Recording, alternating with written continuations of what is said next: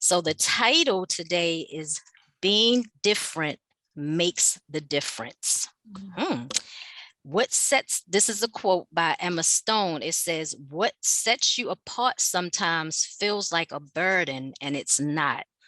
A lot of the time, it's what makes you great. So I'm sure all of us can relate to sometimes feeling different, feeling like the outcast, and we're thinking like, why me? But in that being different, it's what made us great. So Brian William is going to share his story with us about strength and resiliency. And even as a child, how we must overcome our own challenges and still show the world how great we are. Ryan currently works full-time with Amazon in the information technology department and schedules routes for drivers. He is a frequent volunteer in the Baltimore community and aims to make a great difference. Along his journey, he has been able to graduate from college, go to multiple concerts and events, become an auxiliary police officer for the Baltimore Police Department, a professional photographer, and lives his truth by sharing his difference as a cancer survivor. And this is Ryan's story. Difference is what creates unity. Diversity and individuality sparks curiosity. Here is Ryan's story. At the age of 2 in 1991, I was diagnosed with a rare type of childhood cancer. From what I remember, it started out as a regular doctor's appointment to me. My mom noticed there were no teeth growing on the left side of my mouth, which sparked curiosity. She was startled and took me to my pediatric doctor. Within seconds of the examination, my doctor told my mother it was cancer. My mother then took me to Sinai Hospital, where I was diagnosed with, and I do not know how to pronounce this long word, Ryan. You can help me here. Yes, it's rhabdomyosarcoma. Rhabdomyosarcoma, got it. There was a small chance I would survive. I remember my family coming to visit me during chemotherapy and the other children that were receiving treatment as well. Through the Make-A-Wish Foundation, I was offered a trip to Disney World, and with half a smile the size of Texas, I said yes. I was then sent to Disney World with my family, which was amazing. Through prayer, love, and unity among those who cared for me, I am now 30 years cancer-free. Yay! However, the radiation and chemotherapy left me with what medical professionals label as facial deformity. I feel it to be simply my difference. I use my difference, my story, to inspire and educate others. I am the owner and operator of Reform Deformity, an organization that aims to reduce stigma and indifference among individuals with deformities by educational and inspirational stories. We inspire individuals to unbox their thoughts for old stigmas and social norms to create new insight into equality. We offer community giveaways, small trash pickup, photography, and more. So now I would like to introduce again Mr. Ryan so he can share with us a little more about his journey and his life, his inspiring story. So welcome again, Ryan. Hello, everyone. Thanks for joining. Thanks for having me. Mostly, my story is, my mother, she took me to the doctors, and because she had noticed that no teeth growing on the left side of my face, and from there, my doctor he noticed it was cancer right away, and then we went over to Sinai Hospital where I was diagnosed formally with rhabdomyosarcoma, and it was it's a tough journey growing up in society. Baltimore is a difficult city, but growing up as a kid, I knew I was different, but my family, my mother, they would always tell me, there's nothing wrong with me. And of course, they would tell me that because they know that I'm a powerful individual and I'm a kid, so they want me to fit in and know that it was nothing wrong with me, but kids would treat me different. They would make fun of me and point at me and say stuff was wrong. And growing up, I mean, even through high school, and I would be depressed and not want to go places just because I was afraid of what people would think and what people would say.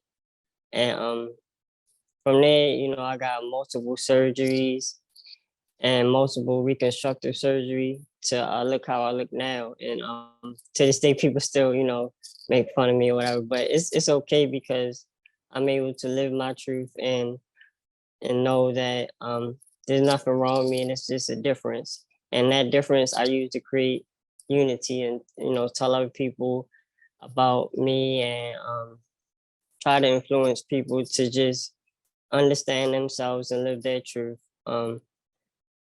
It also goes into mental health and being depressed and it's overcoming that by understanding your truth and through meditation and just knowing that you have your faith not only in your creator or whatever you believe in, but you have to have faith in yourself to know that you can believe in yourself and that there's no your difference is what can create a unity among yourself and among society. And it's best to know that from nothing anything is possible, because like growing up it was tough. My brother, he was always there to offer me any type of guidance, any type of help as far as education and just empowerment. And it always takes a village to help you out.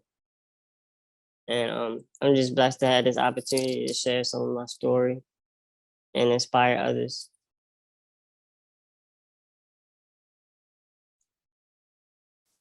Thank you, Ryan. And that is so true. When we have, first of all, like you said, we have to believe in ourselves because we know the world and people can be cruel. And it doesn't start when you're an adult. It starts, like you said, as a child. So it doesn't matter if, what people see on the inside, the outside, people will always find something wrong with somebody else. So Mhm. having that faith and belief in yourself is definitely important. And then, like you said, having that strong support system around you as well. And we all Mhm. can relate to that, where I'm sure we've all needed that support and that strength. If we didn't have it, we needed it to come from someone else, which was our family and friends and those who love us the most. So thank you for Mhm. sharing. And we're going to open it up to anyone. If you have any comments or questions for Ryan, please unmute and feel free to speak now. I have a question, Ryan. My name is Robin, and I've had the pleasure to work with your brother David over the last 6 months. So thanks so Mhm. much for joining us today.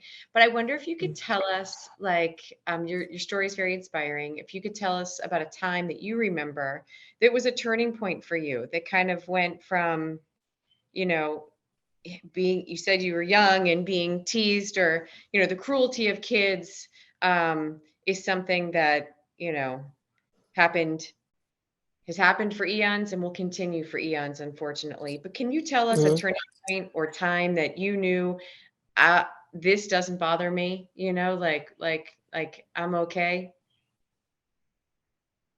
Your words Um, hit me. yes. So I guess when I was able to just go out into um different shows and different concerts, and just I was able to go by myself. I didn't need anybody with me. I went out, and just went by myself. Didn't care what people think.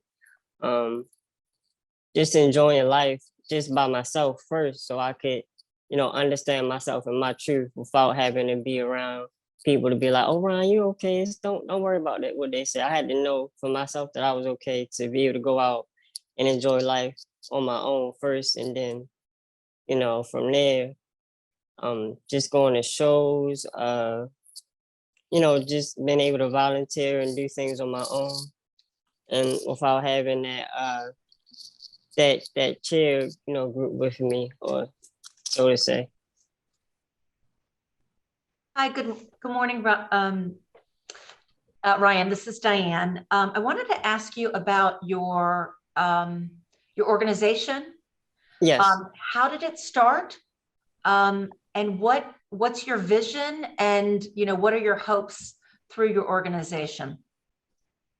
With Reform Deformity, I started it probably about a couple years ago, and the main point behind it is to just inspire people that are different in the community, and to let that word deformity itself, reform what it means, and to just reduce the stigma that people may think about people who look different. And the main thing is that I just look different. I'm no different from anybody else, but it just so happens that my deformity makes me look different. And it's the main point is to build community relationships through the educations from the stories, and from people understanding that there are just going to be different people in the community. And I think the main point is to educate people when they're young, so the kids know that, okay, I will meet somebody that's different, and and I don't have to make fun of them because they're different. It's more so important to ask their characteristics and get to know them as an individual first before jumping to that conclusion. So Ryan, is this something you're doing in Baltimore? And do you have a team of people? It sounds like you go to schools. Is it schools of all different ages? And kind of what does that look like? Right now it's just me, and I'm still building the program, but it's just me. So I've been using my photography and posting on Instagram and social media such as Facebook. But it's just me right now. But I plan on getting people involved, like my brother and my friends, to help me out more. Thank you, Ryan. Sounds like an amazing organization and a really meaningful mission. Thank you. Yeah. Ryan, what would you say to a young person, maybe a young person that hasn't reached his or her own turning point, but they're facing a situation that is similar to yours? What would you say to that young person? I would say just keep believing in yourself, and talk to yourself, and try to meditate to see, just empower yourself, and don't give up, and don't be, just talk to anybody that, because you could talk to me. I would give them my contact information, and try to help them understand themselves first before jumping to any conclusion. But just to tell that young individual to, you're not alone, and just have faith in yourself before, I'll just tell them to have faith in themselves, and reach out to them and try to inspire them with my story, and let them know that they're not alone, because that's the worst thing that you could, make somebody feel that they're alone in any situation. And it sounds like there's a power in hearing from somebody and having them listen to you, who has been in a similar situation or walked in similar shoes. Like there's an authenticity, there's a power to that you have access to. Yeah, thank you. Thank you. How could we find you on Instagram? I'm on Instagram at RYTHEPOET. So Ride the Poet. Okay. Thank you. You're welcome.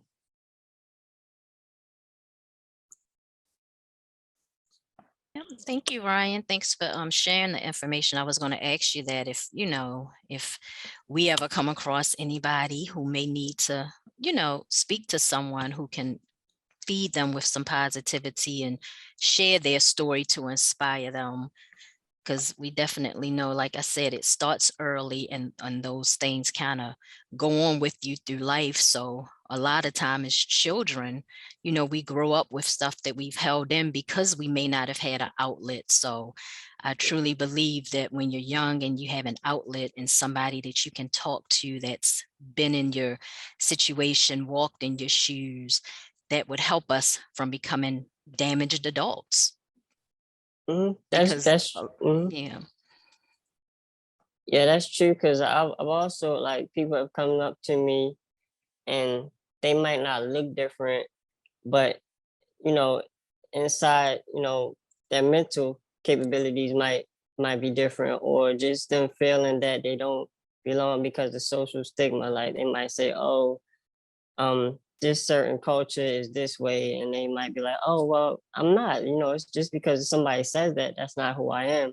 So they might find comfort in talking to me because they're like, oh, they can see my difference. But it's like, hey, Ryan, how are you doing all this and going to all these shows and not worrying about this and that? And then I'm just like, well, you just gotta live life. It's not about what people think. It's about how you feel about yourself. So. Yeah, that's a powerful message, and so true, because we can see you are definitely busy. Graduated college. So did you take any specific courses in college, or did you just, like, what did you do? What college did you go to? I went to CCBC Essex, and then from there I went to I went to Sojourner Douglas College. I don't know if you guys are familiar with that school. I went there. And then from there, I went to UMBC, and I love UMBC because I had got a chance to volunteer with the men's basketball team. And they allowed me to record the video games and come to the practices, and I got to travel a couple times. And after UMBC, I went to UMGC, I think that's what it's called now. And I'm studying there right now to finish up in IT. Nice. Okay. And then you work for the police department, professional photographer. So you're busy. Yeah, I You try definitely to stay stay busy. Yeah, I try to. And I'm sure you're meeting a lot of great people who are supporting you in your dreams and everything. So looking forward to hearing about you doing great things and being a mentor to a lot of people. I'm sure David will definitely keep us posted when he stops it. Yeah, I'm sure he will. Yeah. So we would hopefully this is going to continue on, and we did want to let everybody know that we will be doing like polls at the end of our inspiration messages to see if people still would like this to continue through next year, because it's almost been a year. So we're going to be doing some polls to see if all of our participants would like for this to continue. And Ryan, we would love to have you back again. And I'll definitely keep you posted if we're going to move forward into another year. And maybe when you come back next year, you can share with us your group and what y'all have been doing and all of the people you've been touching over this next couple of months. So we're looking forward to hearing your future story. Thank you. I appreciate it. I'm sorry if I was a little nervous. That's fine. I told you we all are. You just can't see me fidgeting with my hands. That's because you can only see this part, but yeah. So does anyone else have any comments or anything they would like to share before we close out this morning? I just want to thank Ryan for coming on and sharing that story. Just proud to see that he's still pushing forward. So thanks. What's up, man?